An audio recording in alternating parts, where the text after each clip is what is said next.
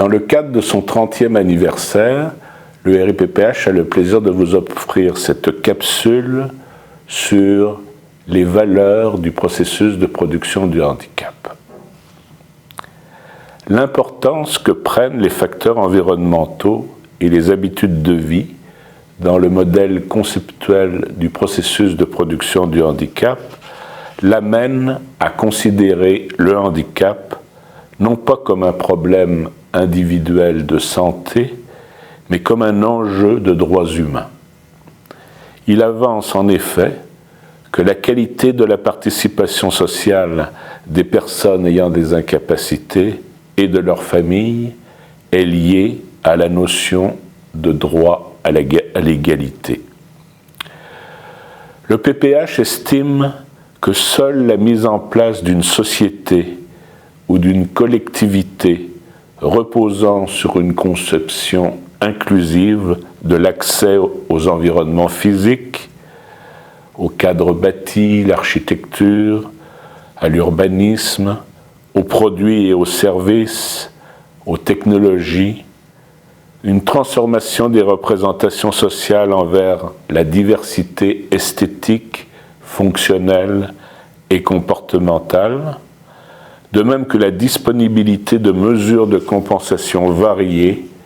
pourra leur assurer d'exercer leurs droits humains en toute équité avec les citoyens sans incapacité.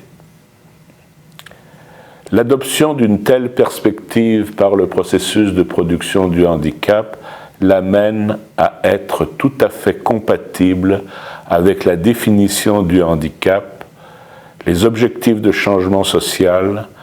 de la Convention relative aux droits des personnes handicapées de l'ONU.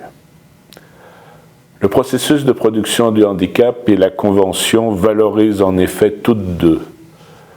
le respect en toutes circonstances de la dignité intrinsèque, de l'autonomie individuelle, y compris la liberté de faire ses propres choix,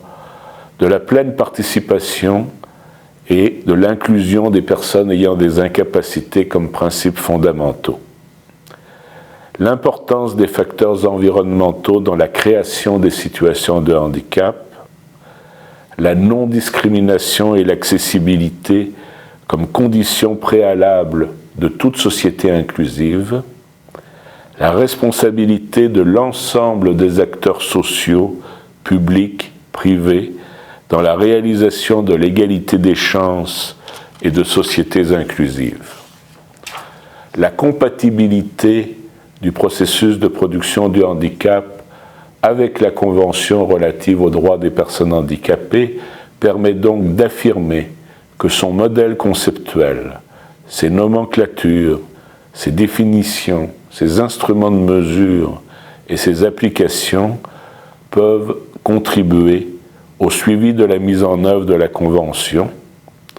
ainsi qu'à l'évaluation de son impact, et ce, tant au niveau international que dans les politiques nationales, comme par exemple la politique à part entière au Québec.